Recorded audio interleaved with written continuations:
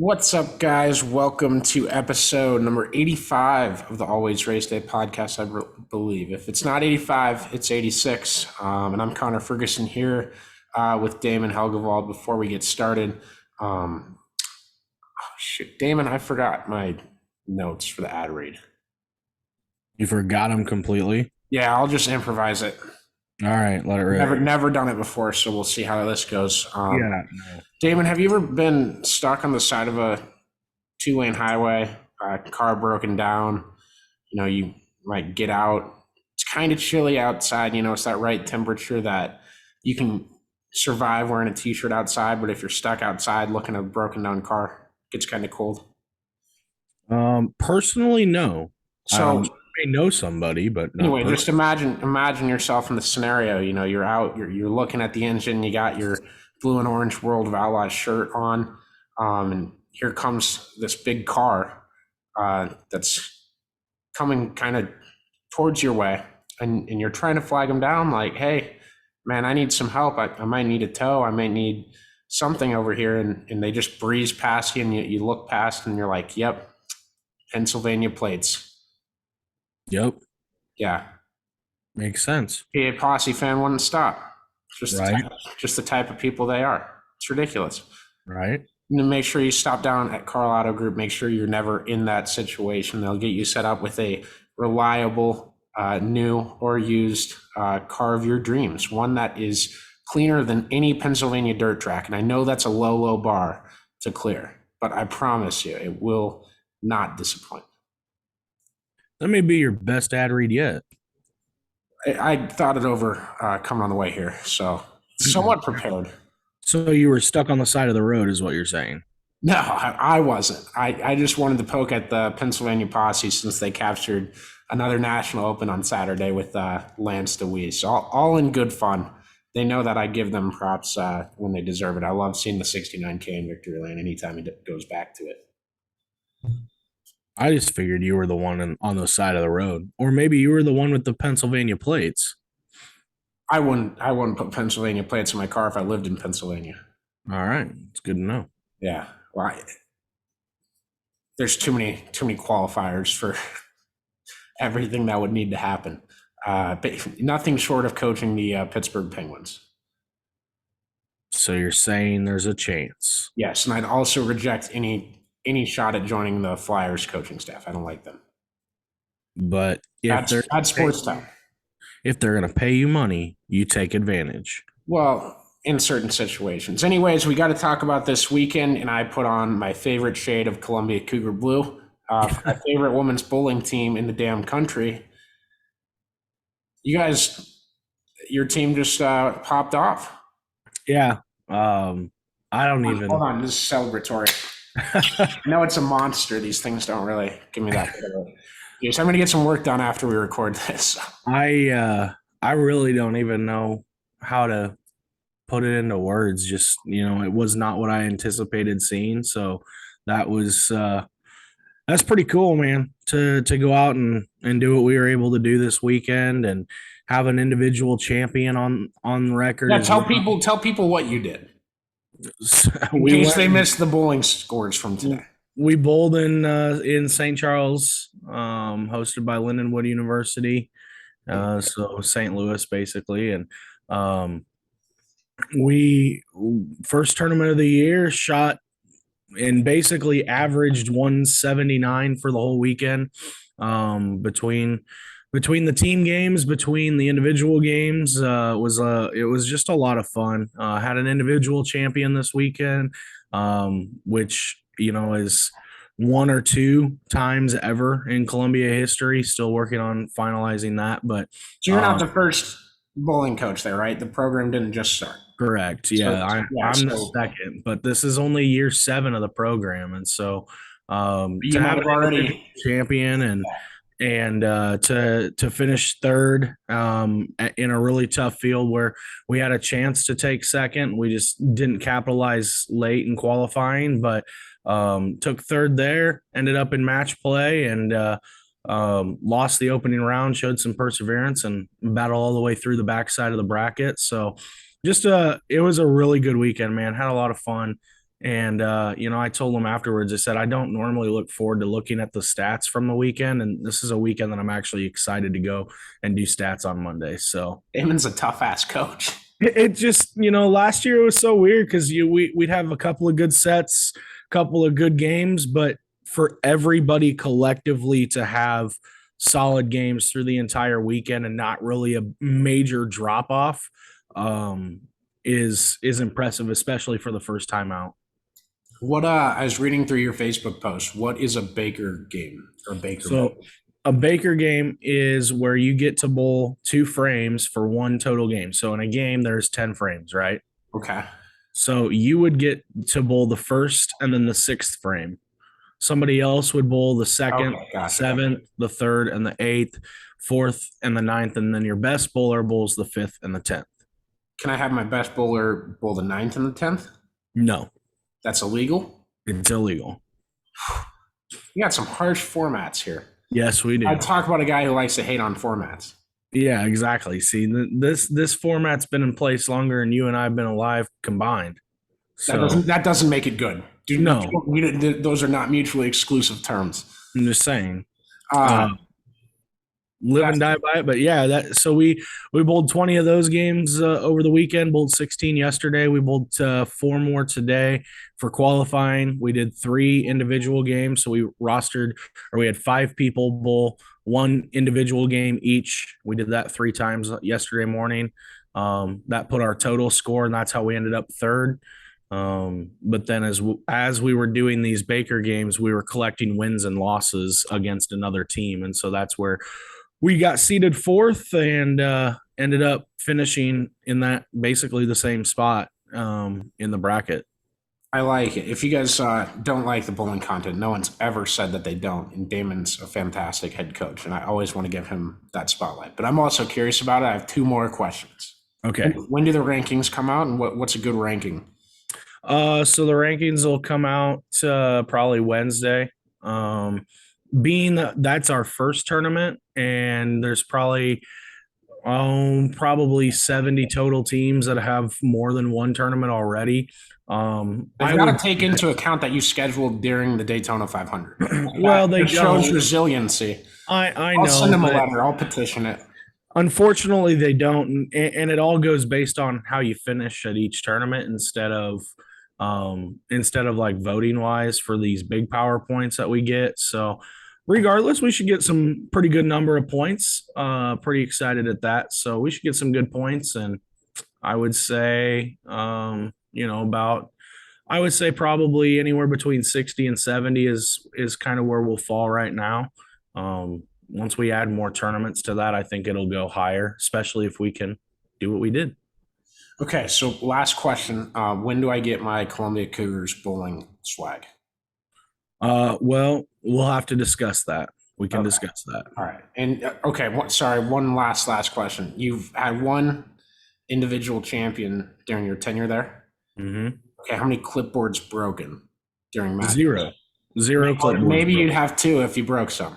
I had 0 clipboards broken, but I left 1 clipboard behind this weekend. You might as well broke it. Right. So I needed to get another clipboard. I think that means that we need to see you buy the cheap ones from Walmart and start breaking them. I know a coach a long time ago, basketball coach a long time ago. He would order a case of clipboards because he'd break them that often. Yeah. Well, here's the deal. You can break them to scold your team, as some might think is the only case, only possibility. This might not apply to bowling, but you can break them to intimidate the refs. Okay, you stare them down, break a clipboard right in their face. Okay, Yep. Number 3, you break them in jubilation. Every time you have an individual champion, you break it right over your knee. You get the real cheap ones that can snap over your forehead. Either of those things would be plenty of motivation to individual champion yourself. Yeah, I don't hate the idea. I just don't know if I have that in the budget right now. Okay. Well, from experience, they cost like maybe $2 per clipboard. Yeah. If you get the right ones. If you get the right ones, that's the key. I got the flimsy ones were on sale. It was the best. Like that was I know this will break if I hit it over my forehead. Right. Those were the best ones. I don't have a video of that one. Those plastic ones, those like colorful plastic ones. You can I don't know if those break as cleanly.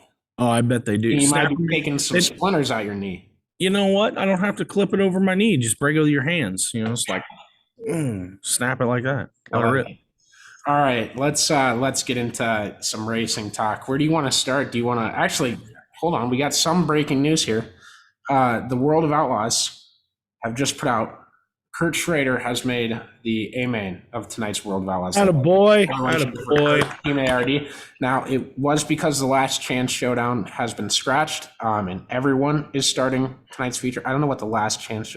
They mean the B-main. Okay. Nobody had to know that. But congratulations to Kurt on making the A. Nobody had to know that. Kurt's he podiumed on Friday at Webster City. He broke running 5th on Saturday, and he went to Osborne tonight to finish out the weekend. So he's getting better. He's getting better at this late model thing, and it's really cool to one, be able to see it up close like we did it, or like I did at I-80 a couple weeks ago, and two, it's cooler to call him a friend. So love seeing that. Love seeing our guys do good. And I want to make a B-main joke, David. Jeez. I know. I understand. All right. We'll start with dirt this week, because if you're a dirt fan, you've probably been longing for this weekend for not starting with NASCAR. So we'll just do it today. Probably move back next week to NASCAR, and the week after Phoenix, we'll be talking NHRA and Nitro Rallycross, and that's half dirt. So we're getting there. Don't worry about it. So Lance Deweese takes home $75,000 out at Williams Grove in the National Open. Bigger story, in my opinion, is Brad Sweet couldn't fix his car. He got a DNF, his first DNF since July of 2020. Can't even tell you how many races that was. Probably upwards of 100. Yeah, more than that, isn't it? Yeah, since 2020. Yeah, more than that. Yeah, there's like 80 races a year. Yeah. So I would say that's got to be closer to 200 than anything, right? I would say maybe at most 150. I mean, yes, they've been through like 70 races this year, haven't they? Well, yeah, they've been through most of the year this year, plus all of last year. Yeah. Okay. All right. We're looking at 160, 200. I would say closer to 200. All right. It's a lot of races, Damon. Do the math. Oh, yeah. And I had my buddy telling me the new points total over the phone, and I'm in like a noisy apartment. I had some people over to watch the race, and I misheard him say, he said 16, and I said 10. So we put that tweet out. So sorry, that was wrong. But it's 16 points is the deficit now for David Gravel to overcome to try and capture his first World of Outlaws championship. And Damon, it's a swing right now that David Gravel might do this.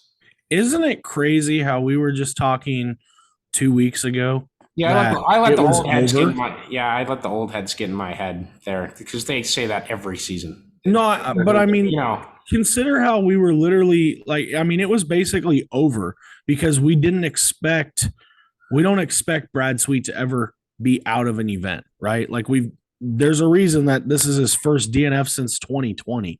So we don't expect him to be out of an event.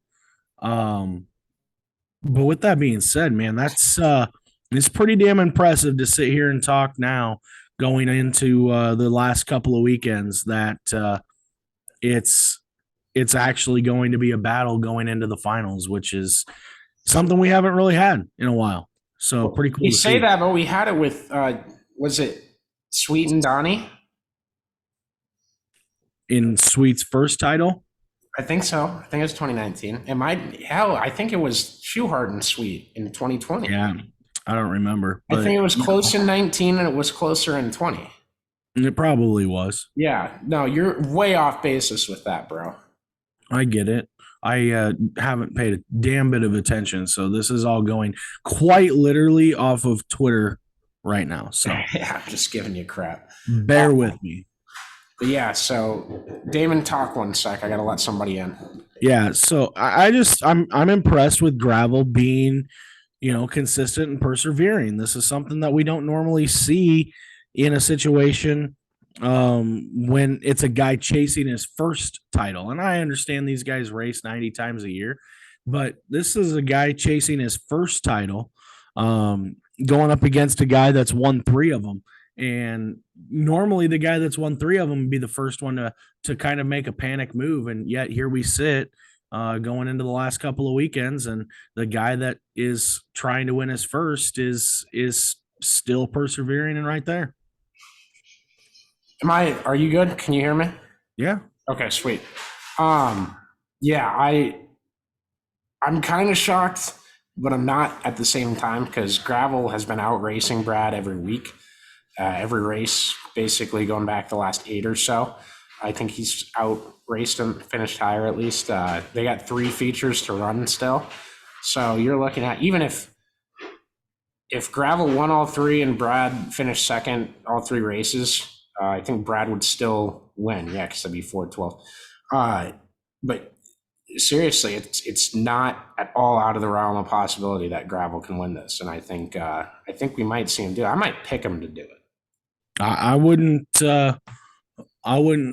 go lightly on it. I think he's just been more consistent and being, he's in the right spot at the right time here at the end of the year.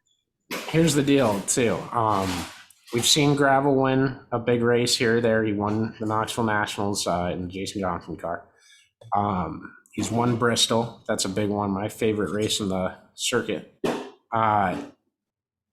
We've seen Brad probably win more big races and bigger paying races.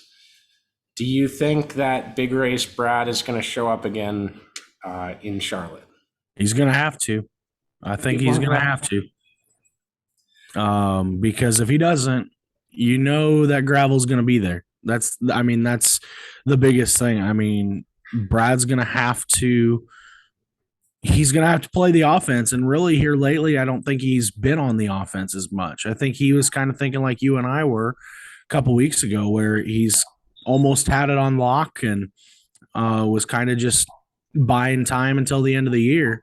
But now, as the great Michael Scott once said, how the turntables. Well, I think that's what you expect people to do when they have as big of a lead as he had. It's almost a full race at 60 points, and he had a 54-point lead going into this weekend. You kind of expect someone that is used to finishing in the top 10, top 15 at bare minimum to race like that and just nurse it home for the rest of the year.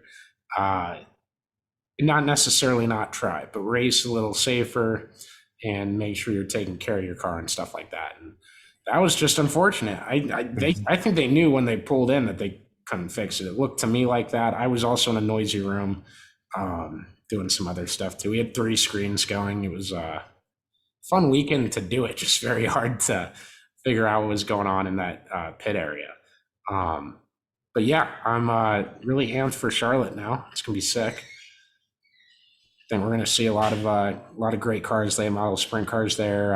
As long as Stuart Friesen's down there to spoil the big block season. Hey, he might as well, right? He's not in the trucks championship, so he might as well go let her rip, right? Do they race Friday? Because I know they only race 2 out of the 3 for each series. Because that would be a super cool, sneaky way to get him with an off day Friday night so he could go fly to Phoenix if that was what they wanted. Yeah, I don't know. It'll be interesting to see, that's for sure. They race Thursday through Saturday.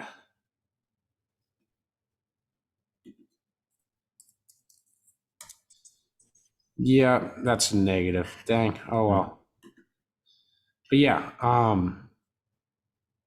should be a fun time. The whole weekend slate with that one and everything that goes into it. I'm excited for it. Probably as excited as you can be compared to a couple weekends ago. And the biggest thing I want to say is the championship pays $200,000. It pays more than any race on the sprint car schedule this season. That's how it should be. Exactly how it should be. Mm-hmm. There's no race out there that is bigger than a series championship. Championships matter more. I will say it every time.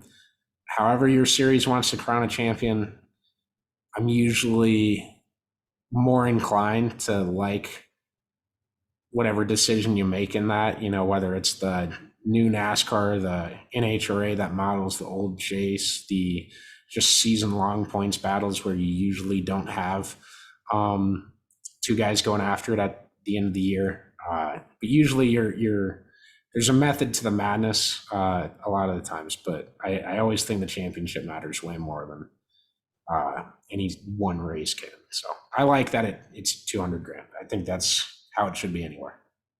Yeah, I couldn't say any better. Now, to talk about formats I hate, the Trophy Cup was this weekend. Zeb Wise, I believe, won the race on Saturday, but that doesn't mean you win the Trophy Cup. Why? It's cumulative points throughout the weekend. Well, that's dumb. So Shane Golovic, our buddy Shane, he won the Trophy Cup, his third. He won that, but doesn't win the Trophy Cup. And I'm not saying take his Trophy Cup title away. I'm just saying it's dumb that you decide it without just having the last race crown the winner. I don't understand. How does the points stupid? Yeah, you're not qualifying ever. You're just racing normally every night, and it's kind of a, hey, who did the best? No, that's kind of irrelevant, in my opinion. But what do I know? I agree. That's how they do it on the West Coast, though. So no, that explains it. Would you suspect to see that in Pennsylvania more than the West Coast?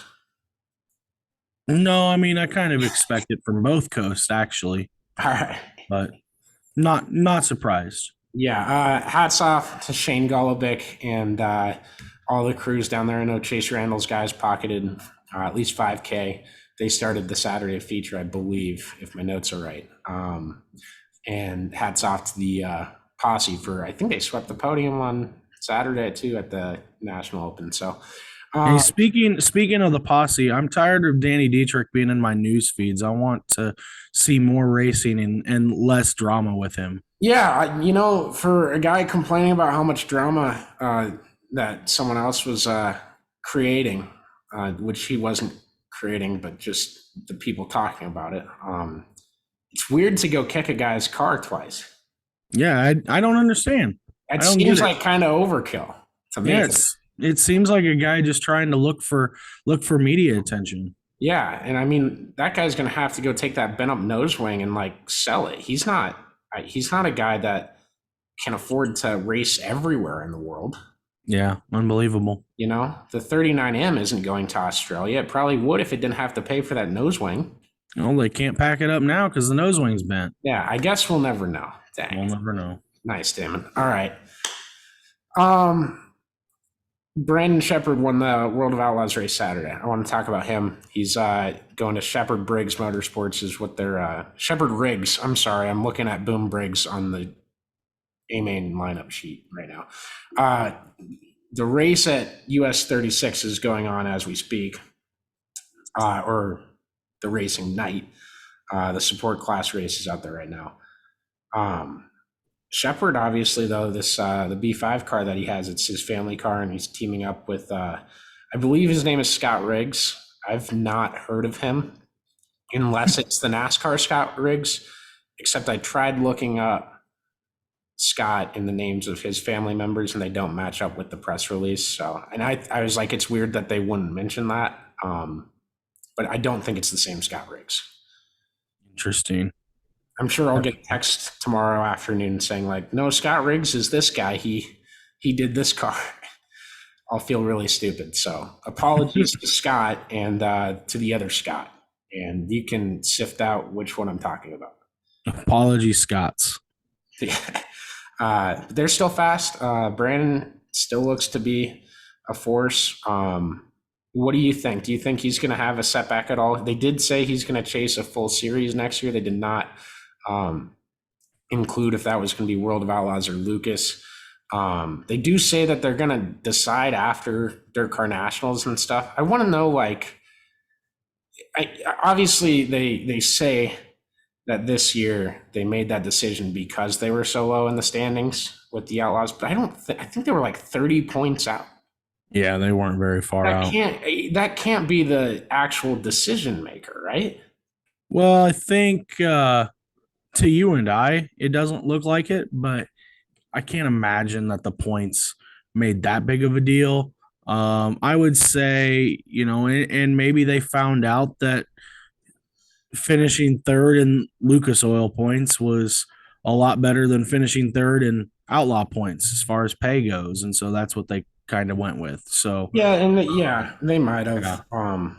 I wish teams would, say stuff like that. It could have been like they planned on this being the last year in the Rocket House car. Who knows what is actually behind all that? Hudson O'Neal, obviously, in the Rocket next year. I saw they tweeted to a red kind of chassis or a red base paint scheme of it. Do we think Hudson's going to have a red car with blue instead of the other way around? I'm not trying to dig from the bottom of the barrel, but that's my like ADHD brain coming at you. I don't know. I mean, aren't the O'Neals kind of known for red cars anyway? I mean, isn't that kind of what Don drove, and now Hudson's already in a red car? Yeah, so I think most of their cars had red in it. I'm 100. It's like the worst color to be known for because there's so many red cars. Right. Unless you're a specific red car that is just always fast. You never know. Lightning McQueen. Exactly. See, that is a specific red car. There you go. You got me there. Yeah. Are you ready to talk NASCAR? Let's do it. All right. Well, my first order of news is Kyle Larson, king of NASCAR rules, has determined and declared that the Owners' Championship means more than the regular championship. There you go, Damon. I've given you an out. I've given it straight to you, silver platter. He's racing at Phoenix for an Owners' Championship, and I know you couldn't be so happy to hear this news. I don't know about it. Don't know what's more important or not, but hope y'all enjoyed that ass kicking. That's all I'm going to say, because that was fantastic. I got to watch the back half of that race, and it was unbelievable. I'm texting Chris about it. I want to get shirts made with his quote from today. Yeah, he pulled one out of the Bloomer playbook with that one. That's for damn sure. But man, what a cool race. That guy's been so close to winning at Homestead for such a long time. Swept the stages how many different times, or has at least won a stage there. And they were playing old championship stuff from back in like 2016 when Johnson won his 7th title and Larson was coming off the corner behind him. Yeah. I'm like, I forgot that Kyle Larson raced with Jimmy Johnson. I completely blocked that from my head. Larson ran second then. He ran second to Martin in 2017 after leading majority of the race then. I mean, the guy at Homestead is really, really good. I would say it's probably his best track on circuit without a win until today. And so pretty cool to see him pick up that win there. But man, speaking of Homestead, I'm still sad. Like that is championship weekend to me. Like we still have 2 weeks to go in the season, and Homestead has been, probably will be for a long time, championship weekend to me. And I know there's nothing that we can do because they want to take it to I don't know how you can call Phoenix a little bit bigger market than Miami, but regardless, I don't know if it's a bigger market. I think they want the track to be an entertainment style. Oh, Jesus Christ, Homestead. I don't think there's anything that's different with Homestead than that. That's what I'm saying. If you want entertainment, go to Homestead. Those cars are all over the place. I mean, they had a video. Well, they had the camera on the corner of Bell's car, and you saw him rip riding the top on that camera. And then they had the dash cam of Larson's car, and you couldn't fit a piece of paper between his right front fender in the wall. Like, if you want entertainment, keep it at Homestead. And that's my whole deal. Obviously, it's a gripe to be had another day, but just nostalgia kicks in for me. Homestead is always championship weekend. Yeah, so this is the thing that was going through my head watching that. And was that the most exciting mile and a half race of the year? I don't think it was. Was it that in the past? I absolutely don't think it was. Actually, before they moved it, I didn't necessarily like that it was at Homestead, and I wish that it moved every year. I don't see NASCAR going to something like that just because they've made their bed in Phoenix right now, and it's really weird to me because Phoenix is never that kick-ass either. It's only kick-ass because you had the fast cars finding their way to the front because they were like the bona fide fastest in the series, and it shook out that way. This year, we could have Kyle Larson win the race and win the Owners' Championship while being eliminated from the Drivers' Championship. And we could have Ryan Blaney finish second, win the driver's title, and the highest he can finish in owners' points, or the Penske number 12 car, is the highest they can finish is 17th. So chaos for sure. Yeah. Will Phoenix play to that is the $1 million question. I'd like to see it go back to Homestead at this point because I thought today was. I think here, in my opinion, the last few Homestead races, like I would say dating back to 2015, it seems that they get strung out. But when I'm watching a race that does get strung out a little bit, if you can run the top, the bottom, and the middle and make them work, that's entertainment to me as a race fan watching those things happen. And that's what makes Kansas a fun racetrack to watch, because you can run top, middle, bottom, and make all lines work. That's what it makes some of these tracks exciting, even though the runs get strung out. Yeah, and I didn't think it was boring today. Don't get me wrong there. Larson made it boring. Yeah, he sure as hell made it boring. Yeah, that car was bad fast today. So that's kind of what caught my eye the most from it. Chase Elliott. Do you want to talk about him real quick? What happened? I didn't see. Well, his pit crew gained him 4 spots on pit road on the final stop because he was running fourth. Caution came out. Everyone pitted. Or he got caught because it was the Blaney spin. Yep. So he goes down to like 14th. His pit crew, I think he's actually 13th, and he lost a spot. Then his pit crew gained him 4 spots. By the end of the race, he was finishing 14th again. I don't know what is the matter with this team on mile and a half racetracks. We've seen Chase win on them. We've seen Chase do well at Homestead. I'm scratching my head on why he's been kind of lackluster. Yeah, I guess I really, thinking of Homestead, I don't necessarily think of Chase at Homestead, to be quite honest with you. And that's not a knock on Chase. It's just I'm trying to say like tracks like Homestead. I think we've seen him run top 10. I'm just saying like we haven't seen him like as we're way back. And I didn't see a lot of driver quotes on the aero tightness of the car today because it did seem really hard to drive in traffic once again, which is concerning to me. But the list of concerns for this car has only grown on the back half of the season. Exactly. To what we once thought was one concern has turned into very many. I don't want to point this out, especially to a Chase Elliott fan like yourself, but, in the last 5 races, Chase has only finished better than he qualified once. I don't know if that's a concerning point to start putting a little bit of a radar on, but it's something to. How many top 10s has there been? None. Oh yeah, well that's the in that stretch. Part. Yeah, that's the concerning part too. I guess one. I should say the one that he did finish better. There is one, and that was when he won at Talladega. My bad. Oh, he won a race. He did. Yeah. Yeah, but he's still in it. Talladega. In what we're talking about, Talladega does not apply. But in those other 4 races, so in 4 out of the last 5, he has finished worse than he started, Talladega being the outlier. Was there another mile and a half before that in the playoffs? Like Kansas? Well, there's before Talladega? Yeah. Well, it was Texas the weekend right before, and he was 32nd there. He was 20th at the Roval. He was 21st at Vegas and now 14th today.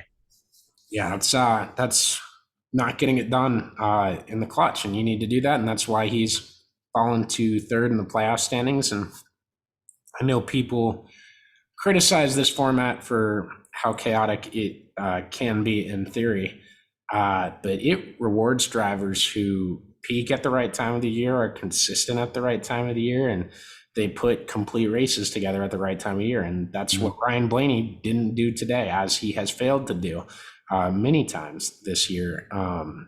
He just spun coming off from the access road, trying to get just a little too much of that ground he lost to Kyle Larson back. And that's what really sucks, is it was like he's being as gritty gets. Yeah. Well, that says a lot. And, next week, you had already tweeted it, but, if Martinsville's anything like it was in the spring, track position's key. And there's a guy sitting right now on the number 4 spot in the playoff that has already won at Martinsville this year in this car with track position.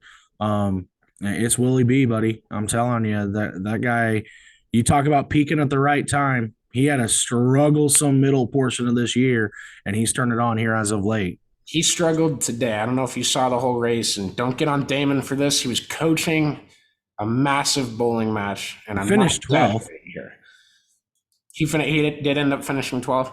Yeah, he finished salvage. That car went away. He was running third most of the day. He picked up a lot of stage points, and that helped him out. That is really like I'll just lead this into the next point I was going to make anyway. If your favorite driver's crew chief isn't chasing track position and stage points on Saturday or on Sunday, you have every reason to get as mad as you'd like to. I'm not advocating that you call for his job, but go ahead and be my guest if you'd like. This race is going to come down to track position. You need to have it. And especially the stage points is what are swinging. And this is why I take the time to calculate the points after each stage when we get this far in the playoffs, because they're so big. If you pick up, say you get 5th and 2nd, and you've picked up, I just did terrible scenarios, so I have to do math here for a second. 1 second. 14, 15. I think it's 15. Yeah, 15 points. You just got 15 positions better than you finished. Right.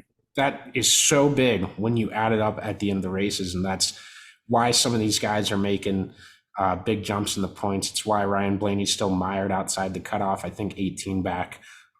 It's freaking massive. And Sunday, that track position next week is going to be so huge that you if your driver's not in the front with 200 laps remaining, you better do some rain dancing or some praying or something. Yeah, it's going to be interesting because we know how big track position is.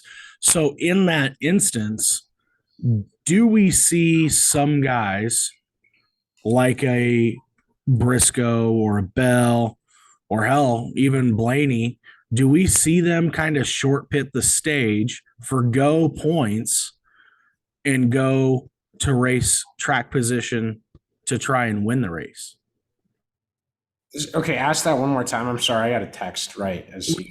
Do we see teams that are lower in the standings, so like a Bell, Briscoe, even Blaney, do we see guys like that forgo stage points, short pit, and put themselves in a better spot to start the next stage?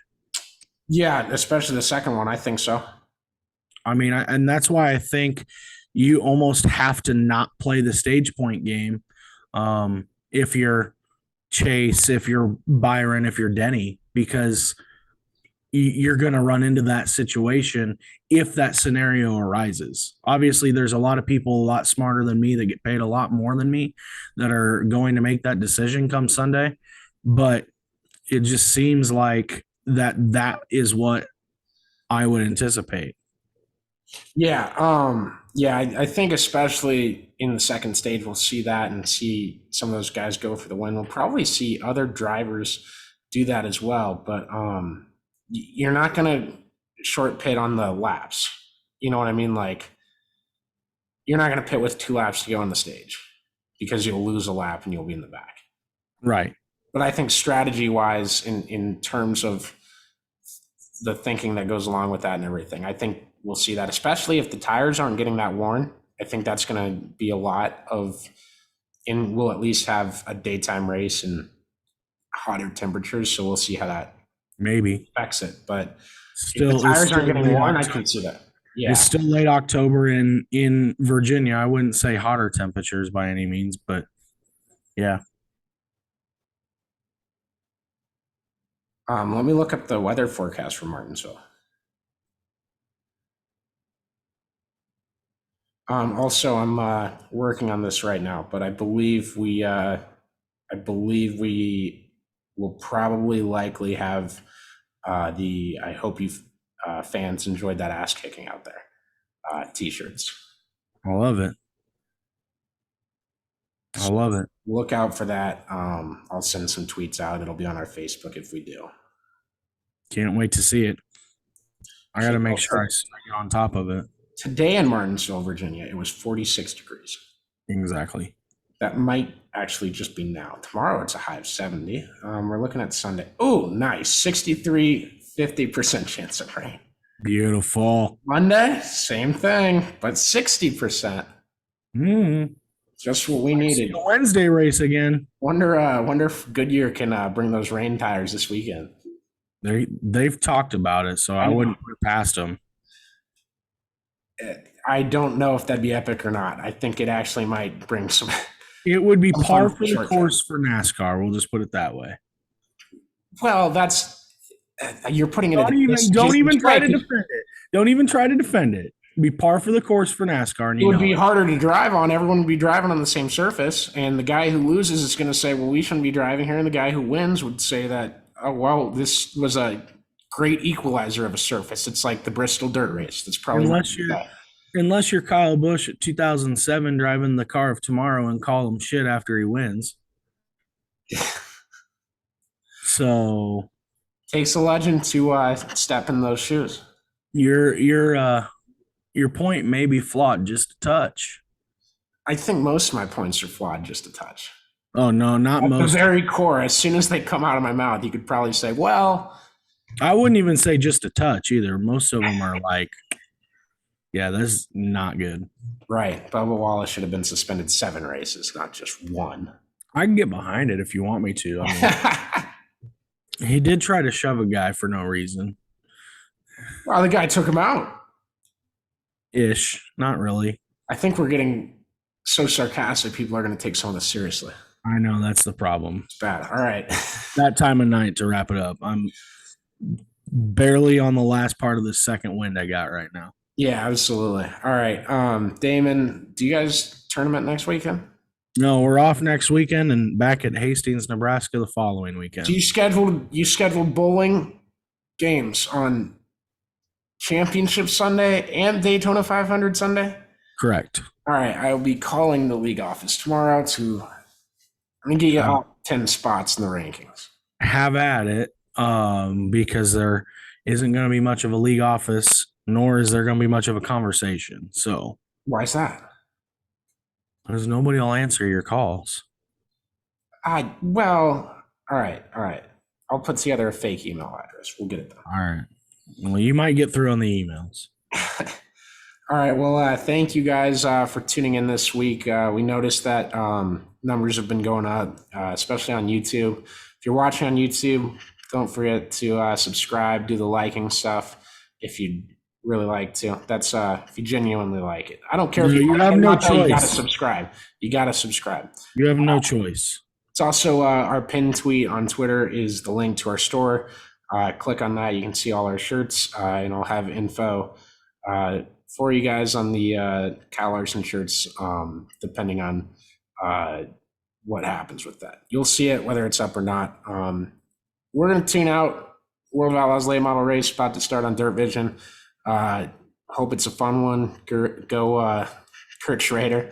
All you guys in this one, good luck to them. And appreciate you all tuning in and have a good rest of your week. We will see you in the middle of this week sometime.